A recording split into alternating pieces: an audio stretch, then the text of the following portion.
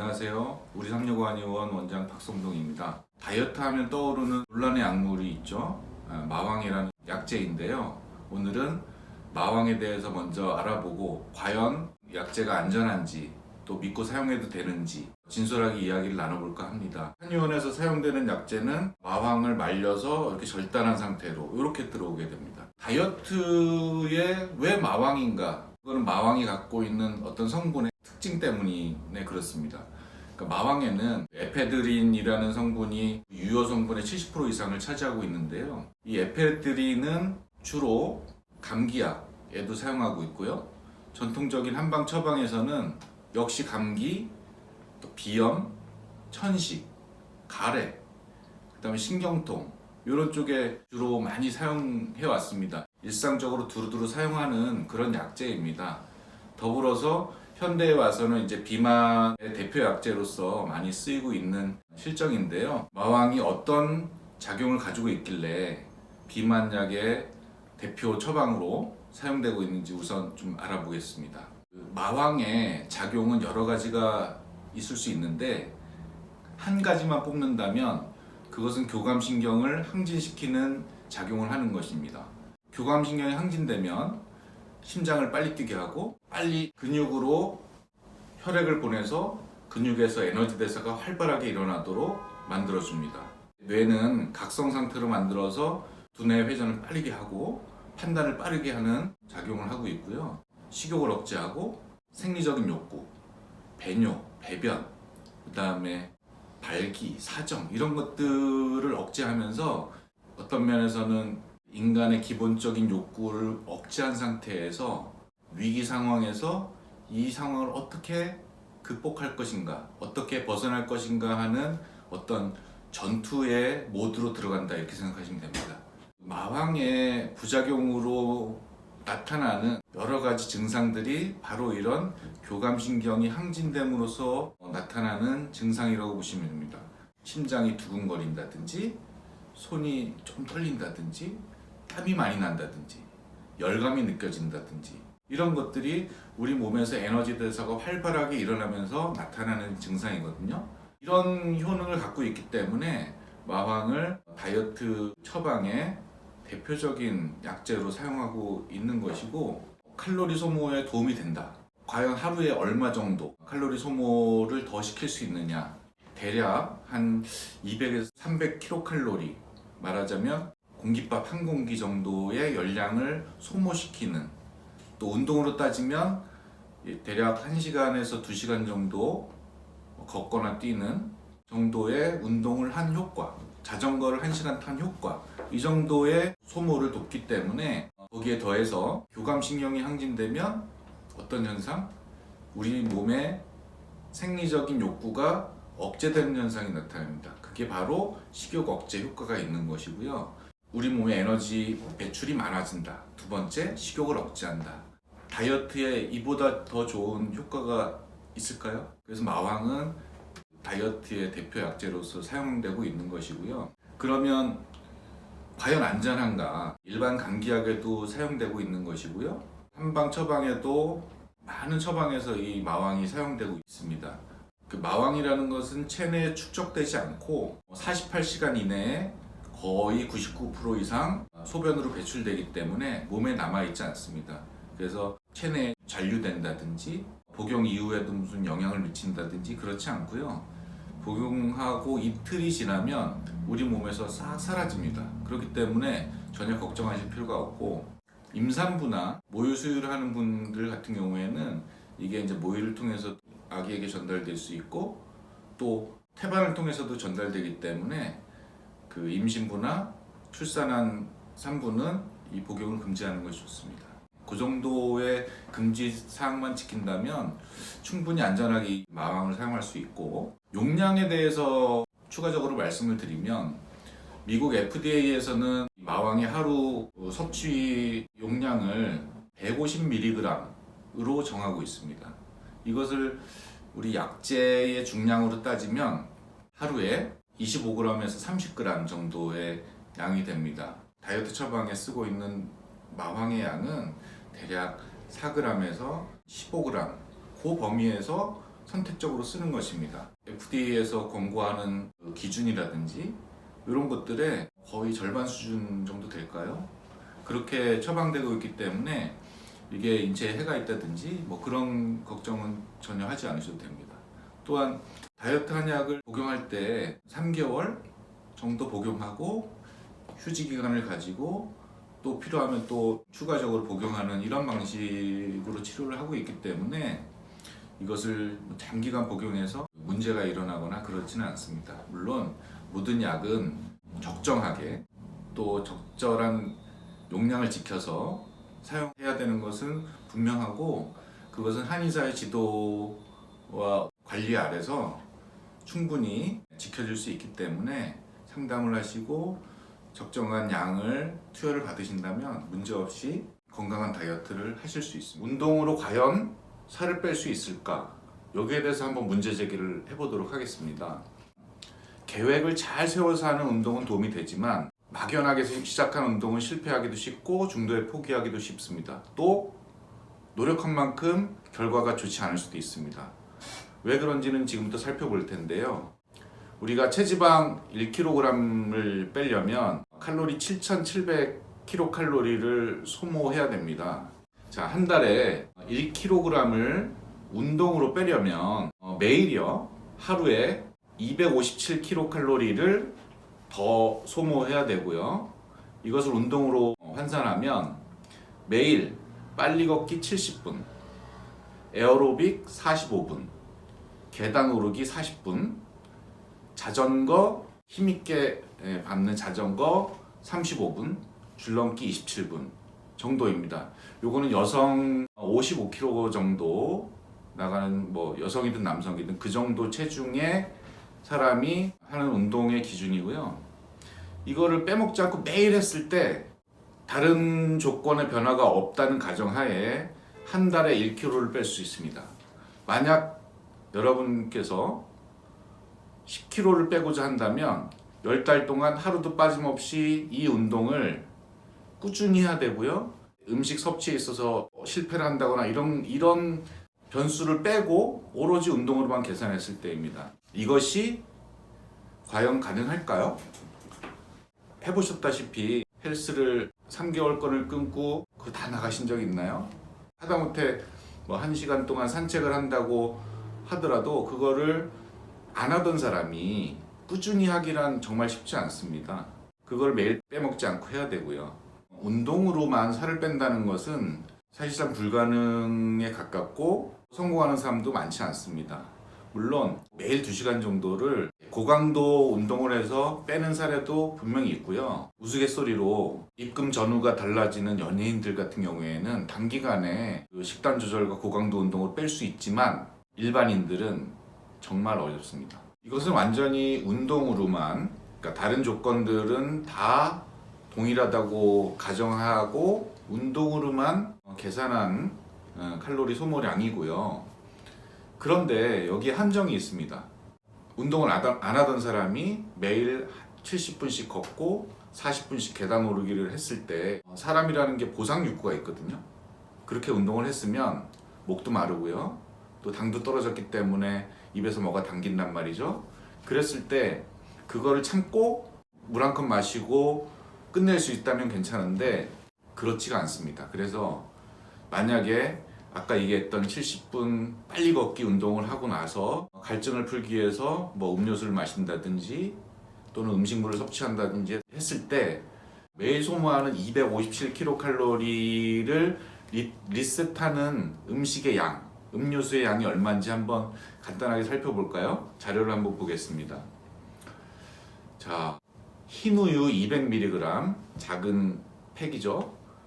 130kcal입니다. 거기다가 파리바게뜨 단팥빵 1개 합치면 400kcal가 좀 넘습니다. 이것은 1시간 계단 오르기와 맞먹는 칼로리예요. 1시간 열심히 15층까지 올라갔다 내려갔다 하고 나서 겨우 흰우유 한 팩하고 파리바게뜨 단팥빵 먹었는데 1시간 동안의 운동이, 그것은 결국 제가 강조하려는 것은 내가 얼마를 섭취할 것이냐, 몇 킬로칼로리를 하루에 섭취할 것이냐에 대한 정확한 계획을 세우지 않고 그냥 운동하면 땀나고 힘드니까 살 빠지겠지 이렇게 시작하면 100% 실패하게 됩니다.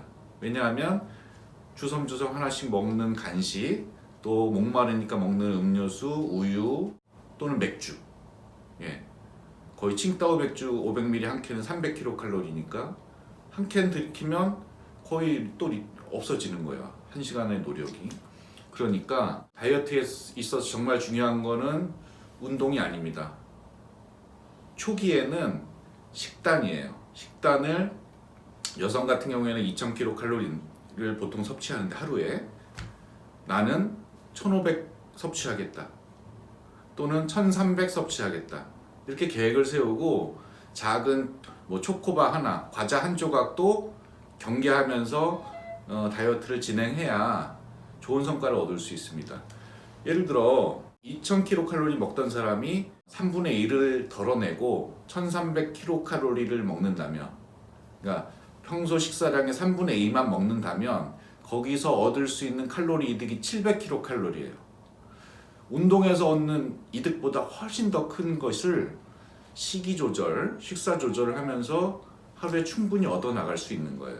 결국은 초기에는 운동하지 않고 식단 조절을 잘 하면서 한 달이나 두 달 정도를 지내고 그 동안에 제가 장단컨대 그렇게 실천만 한다면 일주일에 한 1kg씩 빠질 수 있습니다. 또 두 달 정도 되면 목표 체중에 거의 근접하게 됩니다. 그때 운동을 시작해서 근육량을 늘리고 또는 요요를 방지하고 하는 것이 훨씬 더 현명한 다이어트 계획이에요. 이렇게 하시면 처음부터 운동에 대한 부담을 가지지 않아도 되고요. 먹는 것만 잘 조절을 한다 그러면 성공적인 다이어트에 접근할 수 있습니다. 여기에 플러스 지난 시간에 마왕에 대해서 이야기 드렸는데, 마왕이 들어갈 수도 있고 안 들어갈 수도 있지만 다이어트 한약을 통해서 얻을 수 있는 칼로리 이득 대략 한 250에서 300kcal 하루에 그걸 더하면 식사로 조절할 수 있는 칼로리 700에다가 한약으로 얻을 수 있는 칼로리 이득 300 정도, 그러면 하루에 1000kcal의 이득을 보면서, 그러면 일주일이면 한 7000이 넘잖아요. 그럼 일주일에 따박따박 1kg씩 체중 감량하면서 또 세끼 식사를 충분히 하기 때문에 3분의 2 정도면 충분히 힘들지 않게 해나갈 수 있습니다. 그 정도면 일주일에 따박따박 1kg씩 감량하는 다이어트가 가능합니다. 세 끼를 다 먹고 하기 때문에 요요가 온다든지 하루하루가 너무 힘들다든지 이렇지 않고 정말 즐겁고 건강하게 체중 감량을 할 수 있고요. 6개월에서 1년간 꾸준히 실천하면서 서서히 체중 감량을 하겠다면 운동도 오케이입니다. 하지만 단기간에 2달, 석 달 내에 살을 빼고 유지하고 싶다면 운동만으로는 힘들다. 첫 번째 식이요법을 실천하고 그 다음에 운동을 시작해야 됩니다. 오늘은 다이어트 시리즈 세 번째 주제는 굶는 다이어트 과연 가능한가, 여기에 대해서 말씀을 드릴 텐데요. 지난 시간에는 운동으로 살을 빼는 게 굉장히 어려운 일이라는 걸 말씀드렸습니다. 그러면 운동을 많이 오랫동안 했던 분들은 아마 경험적으로 알고 계실 겁니다. 운동으로 내가 십수년을 운동했지만 살이 잘 안 빠진다는 것을 알고 계실 테고, 또 운동을 정말 나는 그거는 하기 싫다라고 하시는 분들도 결국은 살을 빼고자 할 때 선택하는 것이 음식을 줄이는 이런 선택을 하게 되는 겁니다. 결국 다이어트라는 단어의 사전적 의미가 식이요법이기 때문에 결국 살을 빼기 위해서는 음식을 조절하는 게 가장 기본이 된다는 것을 말씀드립니다. 그러면 음식을 얼마나 줄여야 되는가, 또는 어떻게 먹어야 되는가, 이게 또 궁금하신 점일 텐데요. 오늘은 그것에 대해서 말씀을 드리겠습니다. 다이어트에 대해서 생각을 할 때 음식을 적게 먹어야 된다. 그래서 특히 이제 젊은 여성분들께서 그런 경우가 많으신데 무작정 굶는 경우가 있습니다. 하루를 통째로 굶는다거나 또는 너무 허기가 질 때는 간단하게 초콜릿이나 뭐 이런 걸로 허기를 때우고 독하게 굶는 분들이 계신데, 그건 정말 안 좋다는 거를 미리 말씀드리고, 또 왜 안 좋은지는 또 차차 말씀을 드리도록 하겠습니다. 다들 아시다시피 체중을 빼기 위해서 가장 쉬운 거는 굶는 겁니다. 내 몸에 들어오는 칼로리를 확 줄이면 우리 몸은 기초대사량이라는 것, 뭐 숨쉬고 존재하는데 기본적으로 소모되는 칼로리가 있기 때문에, 여성은 1200, 1400kcal, 남성은 한 1800 정도 칼로리를 그냥 숨만 쉬고 있어도 소모하기 때문에, 아무것도 먹지 않으면 우리 몸은 어떻게 하냐면 지방을 분해하고 근육을 분해하고 또는 저장해놨던 글리코겐을 꺼내 쓰면서 몸에 있는 에너지를 태우게 되니까 당연히 살이 빠지게 되죠. 그게 가장 쉬운 선택이지만 거기에는 또 주의해야 될 점이 있기 때문에 그것을 말씀드리려고 합니다. 보통 여성이 2000kcal를 하루에 섭취하게 되는데, 이것을 절반으로 줄였다, 1000kcal만 섭취를 하겠다, 요것은 이제 통상적으로 우리가 다이어트 프로그램을 할 때 요거보다 더 줄이기도 하고 한 1300에서 1500kcal로 조절하기도 하는데, 음식 섭취량을 절반으로 줄이면 일주일에 1kg 감량이 가능한 것이죠. 평소에 음식을 적게 먹던 사람은 이거보다 조금 덜 빠질 것이고, 고도 비만이고 근육량이 많은 남자 같은 경우에는 이렇게 확 줄였을 때는 1kg가 아니라 일주일에 뭐 2kg도 확 빠집니다. 그러니까 남자들이 체중 감량이 좀 더 수월한 이유는 근육량이 많고 기초대사량이 많기 때문에 남성들이 살 빼기는 더 수월합니다. 음식 섭취량을 조절하는 것이 중요한데, 그렇다고 해서 한 끼만 먹고 나머지는 굶는다든지 이런 것은 절대 좋은 방법이 아닙니다.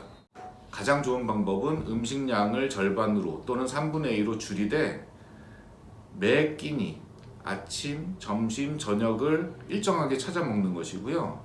만약에 나는 아침을 안 먹는다, 못 먹겠다 하면 하루 두 끼를 일정한 시간에 일정한 양을 먹는 게 필요합니다. 다이어트에 있어서 가장 중요한 점은 일관성입니다.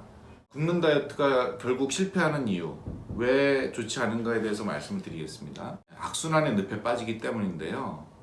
그 첫 번째로는 음식 먹는 양을 너무 줄이거나 너무 불규칙하게 굶으면 우리 몸은 기초대사량이 떨어지고 또 근육 손실이 일어납니다.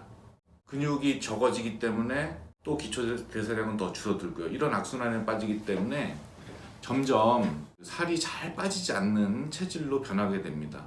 말하자면 겨울잠을 자는 동물들이 동면을 할 때 기초대사량을 거의 10분의 1 이상으로 몇십 배를 줄이거든요. 아주 기본적으로 생존만 가능한 상태로 기초대사량을 줄이면 살아남게 되는 것입니다.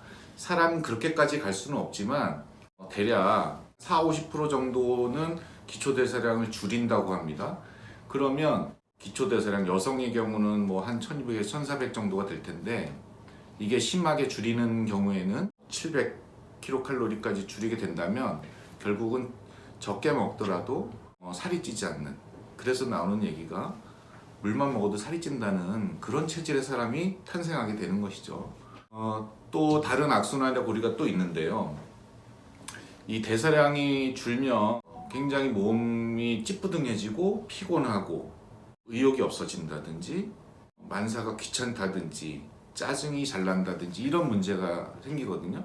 이거는 대사량이 줄면 어쩔 수 없이 발생할 수밖에 없는데, 이렇게 되면 이제 결국엔 어떤 생각이 드나요? 아, 이렇게 살아서 뭐하나, 이게 다 먹자고 하는 짓인데 내가 지금 뭐 하는 짓인가, 이런 자괴감에 빠지게 되죠. 그래서 참고 하다가 나중에 폭발을 하게 되는 거예요. 한 달이면 한 달 열심히 굶으면서 해왔던 것들이 한순간에 와르르 무너지는 이런 결과가 되고, 치킨에 손을 댄다든지 라면을 끓여 먹는다든지 아니면 양푼에 밥을 비벼 먹는다든지 함으로써 결국은 그 다이어트의 고통에서 해방되고 다시 예전으로 돌아가는 것이죠. 돌아가는 속도는 훨씬 빠르겠죠. 그런 악순환을 많이 거친 분들은, 다이어트를 많이 시도하고 많이 실패하신 분들은, 저희가 이제 다이어트 클리닉을 할 때 설문에도 그런 항목이 있지만 그 살이 잘 빠지지 않습니다. 결국 나중에는 굶어도 살이 빠지지 않는 정체기가 금방 오고 오래 갑니다. 그래서 그런 분들이 상담을 오시면 일반적인 경우보다 감량의 폭이나 또는 다이어트하는 기간을 좀 길게 잡아야 된다고 말씀드리는 이유가, 우리 몸은 거기에 적응해서 잘 빠지지 않는 체질로 변하기 때문입니다. 예전에 유행했던 원푸드 다이어트도 마찬가지예요.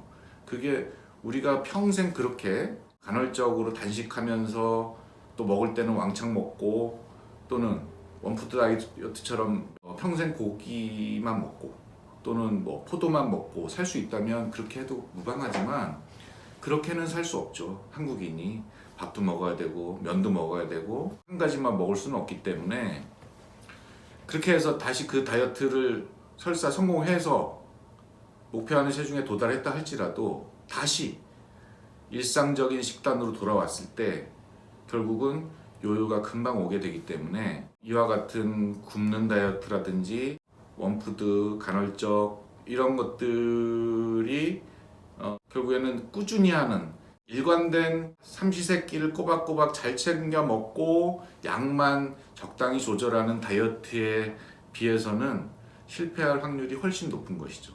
그럼 왜 이렇게 작동하는지, 우리 몸이 왜 안 먹으면 기초대사량을 줄이고 왜 체지방으로 축적하고 일을 할까요?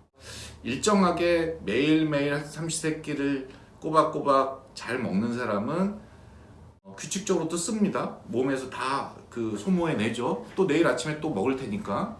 그렇지만 음식이 언제 들어올지 모르는 그런 패턴의 생활을 했던 경우에는, 일단 음식이 들어왔을 때 그것을 열심히 저장해 놓죠. 잘 안 쓰고 저장해 놓고 또 내일 굶을 거니까.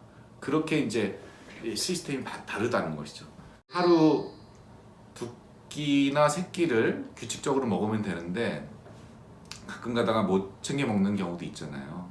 예, 뭐 일이 바빠서라든지 어쨌든 때를 놓치는 경우가 있는데, 보통 이제 다이어트의 상식이라고 한다면 6시 이전에는 식사를 마쳐야 된다, 이런 게 이제 통념이잖아요. 그렇더라도 제 생각은 굶지 않는 것이 좋다고 생각합니다. 뭐 8시가 됐든 또는 혹은 11시가 됐든 조금이라도 요기를 하고 잠자리에 드는 것, 그런 습관을 들이는 것, 이게 더 중요하다고 보는데, 결국은 우리 몸이 쓸 때는 에너지를 충분히 소비해도 된다는 시그널을 주자는 것이에요. 만약에 오늘 안 먹고 시간이 늦었으니까 그냥 잔다, 그러면 내일 아침에 또는 내일 점심에 먹는 것들은 고스란히 인간의 그런 습성이 있기 때문에 체지방으로 들어올 거예요. 이건 정리하자면, 하루 규칙적으로 2끼 내지 3끼를 먹는 습관을 들여야 되는 것이고, 조금 늦더라도 식사를 마치고 하루를 끝내고 잠자리에 드는 것이 장기적으로 봤을 때는 더 유리하다. 몇 가지 필요한 것이 있습니다. 인간을 황홀하게 하는 것이 있죠. 이제 음식 중에서 고소한 맛이라든지 튀긴 것, 단맛, 탄수화물, 글루텐이라는 이제 그 밀가루 속에 있는 단백질 같은 경우에 이 섭취를 하면 인간의 뇌에서 아주 황홀감을 느끼는 어떤 그런 작용을 일으킨다고 하거든요. 그래서 뭐 빵 중독인 분들이 있잖아요. 이런 것에 빠지면 자꾸만 그게 생각나죠. 단 것을 좋아하시는 분들은 계속 그런 것들을 찾게 되고, 이게 말하자면 우리가 이제 술이나 담배, 마약 이런 것에 중독이 되듯이 음식의 이런 황홀한 맛에 자꾸만 길들여지게 되면 결국엔 다이어트를 성공하기가 굉장히 힘듭니다. 여러 케이스가 있잖아요. 그래서 보통 이제 한식을 좋아하시는 분들이 훨씬 다이어트 성공 확률이 높아요. 그런데 뭐 떡볶이, 피자, 햄버거, 고칼로리잖아요. 전부 다 고칼로리고 튀김, 이런 것들을 좋아하시는 분들은 음식량을 3분의 2 또는 2분의 1로 줄여서 다이어트 식단을 하게 되는데, 그게 너무 견딜 수가 없는 거예요. 자꾸 고소한 맛, 단맛 이런 것들에 길들여져 있는 분들은 그 식단 조절이 너무 어렵습니다. 그래서 우리가 다이어트를 할 때는 과감하게 별별하는 이런 노력이 필요한데, 이거는 담배를 끊거나 술을 끊거나 이런 것과 거의 유사하다고 볼 수 있어요. 그런 것들을 일부 이제 뭐 한약 처방으로서 도와드리긴 하겠지만, 정말로 중요한 건 본인의 의지가 강력해야 된다는 거예요. 이런 것들을 끊지 못하면 아까도 말씀드린 악순환, 다이어트를 시도하지만 실패하고 다시 요요가 오고, 그러면 결국엔 살이 잘 빠지지 않는 체질로 변화하게 되는 과정을 밟기 때문에 황홀한 맛에서 멀어지는 이런 좀 훈련을 가지셔야 됩니다. 다이어트 시리즈로 5번째, 자는 동안에 살이 빠진다라는 주제로 말씀드릴까 합니다. 몸속에 있는 이제 인슐린이라는 게 있습니다. 인슐린은 혈액 속에 녹아 있는 포도당을 적절히 활용하기 위한 그런 호르몬인데요. 그럼 인슐린이 있는 동안에는 저장을 한단 말이에요. 인슐린은 세포에 당을 넣어가지고 뭐 거기서 에너지를 막 쓰게끔도 하지만 저장하는 역할을 합니다. 그래서 우리가 일정 시간 공복 상태를 유지해야 된다는 이유는 포도당이 다 쓰여지고 공복 상태에서 인슐린도 이제 할 일이 없어서 분비량이 저하되고, 그 상태에서 비로소 지방이 분해되기 되기 시작하기 때문에 그 시간까지 기다려야 된다는 겁니다. 그러지 않고 끊임없이 먹거나 아니면 자기 전에 먹고 자거나 이렇게 되면 살이 빠질 시간이 없다는 거죠. 예, 찌는 시간만 있고 빠지는 시간 없는 거죠. 그래서 아무리 운동을 하거나 뭐 다른 방법을 쓰더라도 실패하는 이유가 그런 절제를 하지 못하기 때문입니다. 그래서 최소한 12시간, 효과적으로 하자면 16시간을 공복을 하는 게 좋습니다. 그래서 우리가 6시 이전에 먹지 않으면 저녁 6시부터 다음날 오전에 밥 먹을 때까지 보통 7시, 8시에 밥을 먹는다 그러면 보통 13시간, 14시간은 공복 상태를 유지할 수 있기 때문에 다이어트에 유리한 시간이 되는 거고요. 간헐적 다이어트라는 게 요새 이제 인기를 끌고 있는데, 이게 한 16시간을 공복 상태로 있고 그 다음에 그걸 견디고 나서는 마음껏 뭐 양이든지 칼로리든지 걱정하지 않고 충분히 섭취하는 이런 패턴인 걸로 알고 있습니다. 이게 굉장히, 그래서 아까 말씀드린 대로 의미가 있습니다. 의미가 있는데, 주의할 점은 간헐적 다이어트가 건강에 어떤 영향을 줄지는 좀 고려를 해야 됩니다. 실제로 이제 당뇨병을 앓고 있는 분들이라든지 이런 분들은 이제 저혈당 쇼크에 빠질 위험도 있는 거고, 그다음에 혈압이 있는 분들이라든지 기저질환이 있는 분들은 조심해야 되겠죠. 그다음에 이제 건강한 사람이라 할지라도 제가 전에 이제 다이어트 시리즈 전편에서 말씀드린 바와 같이 그렇게 이제 공복 상태를 오래 유지하고 식사 때가 돌아왔을 때 과식을 하게 되고 이런 패턴으로 가게 된다면, 과식을 했을 경우에는 무한대로 늘어날 수 있거든요.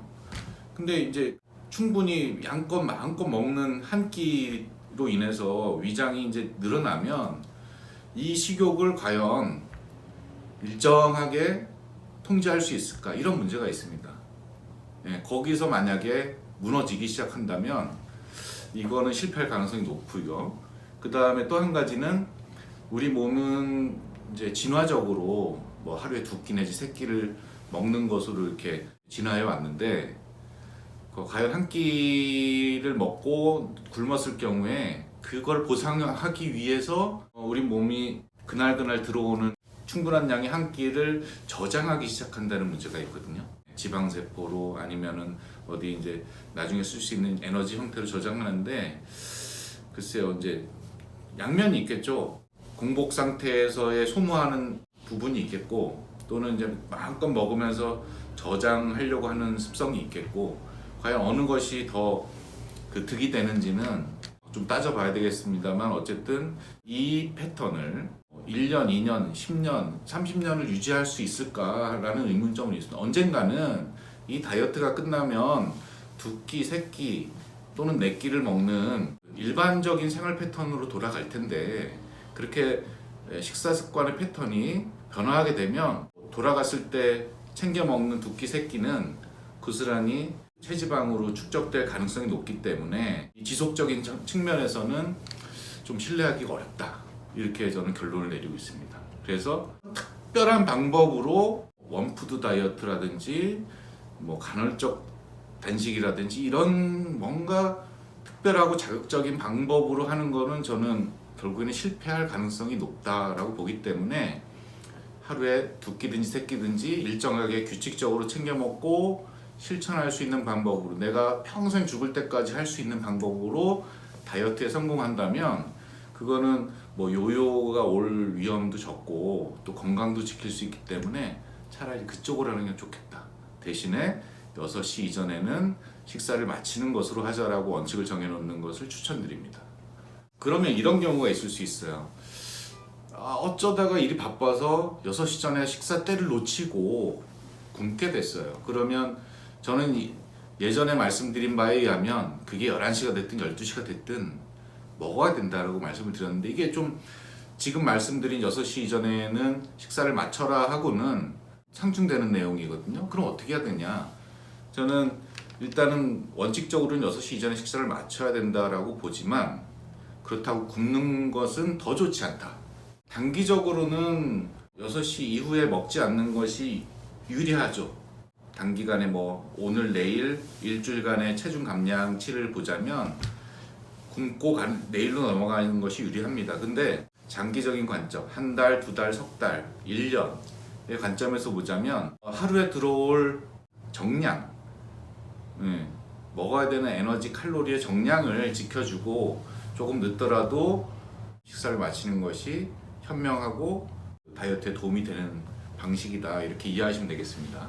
제일 원칙은 절대 굶지 않아야 된다는 것입니다. 굶게 되면 기초대사량 저하되고 피곤하고 짜증이 나고 심리적으로 좀 뭐 우울하다든지 기력이 없다든지 자꾸 처진다든지 또는 눕고 싶다든지, 그러니까 신체 활력이 전반적으로 떨어지는 것이고, 뭐 골밀도 감소, 탈모, 주름, 피부 처짐, 뭐 이런 것들이 부수적으로 발생할 수 있잖아요. 의욕이 저하되고 하기 때문에 일상생활, 직장생활하는데 뭐 지장을 줄 수도 있고, 그런 이유에서 굶는 것은 절대 하지 말아야 될 행동이고 다이어트에도 절대 도움이 안 된다는 것입니다. 장기적으로 보고 천천히 일정하게 빼는 것을 추천드립니다. 6시 이전에 식사를 마치는 것이 다이어트의 하나의 원칙이라고 말씀을 드리고, 자는 동안에 살이 빠진다는 점을 명심하시고 꼭 다이어트에 성공하시기 바랍니다. 마치겠습니다.